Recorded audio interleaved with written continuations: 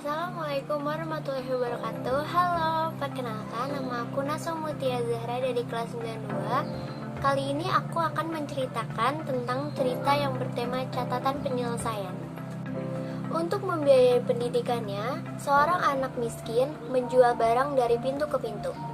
Suatu hari, anak laki-laki ini benar-benar lapar, tetapi ia tidak punya uang untuk membeli makanan.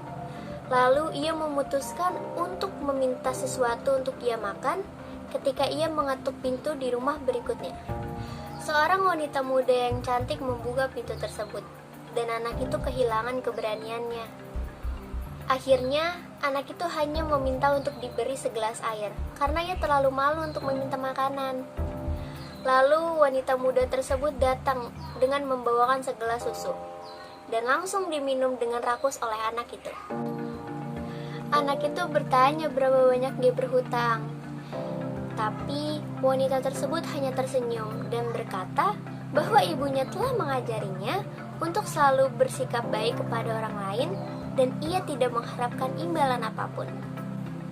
Anak itu meninggalkan rumah wanita tersebut dengan perut penuh dan hati yang penuh keyakinan baru untuk terus melanjutkan pendidikan dan terus bekerja keras. Namun, setiap kali ia merasa ingin berhenti, ia teringat pada wanita itu, seseorang yang telah menanamkan keyakinan baru dan ketabahan di dalam dirinya.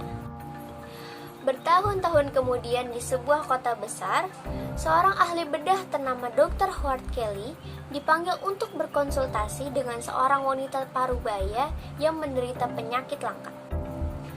Ketika wanita tersebut mengatakan nama kota kecil di mana ia tinggal, Dr. Kelly merasa memori samar muncul di dalam pikirannya.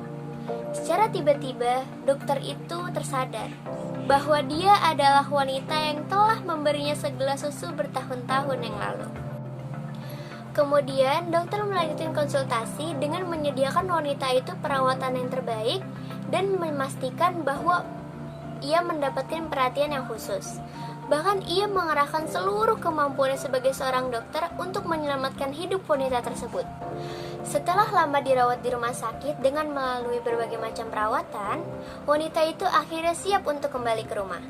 Tetapi wanita itu merasa sangat khawatir karena akan membutuhkan waktu bertahun-tahun untuk menyelesaikan pembayaran biaya perawatannya selama di rumah sakit. Penyakit serius yang dideritanya dan lamanya ia tinggal di rumah sakit telah menghasilkan tagihan yang cukup besar.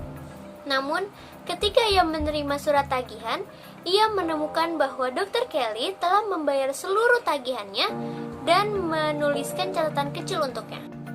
Dr. Kelly menulis catatan seperti ini: sudah dibayar lunas dengan segelas susu. Setelah mendengar cerita tadi, pesan moral yang dapat kita ambil adalah: teruslah berbuat kebaikan di dalam hidup Anda. Bantulah orang lain, walau Anda hanya dapat memberikan bantuan kecil.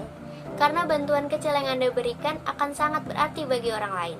Percayalah, ketika suatu saat nanti Anda mengalami kesulitan, akan datang bantuan dari orang lain.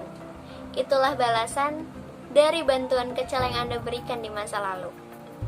Sekian dari saya, semoga cerita ini bisa menginspirasi. Terima kasih. Wassalamualaikum warahmatullahi wabarakatuh.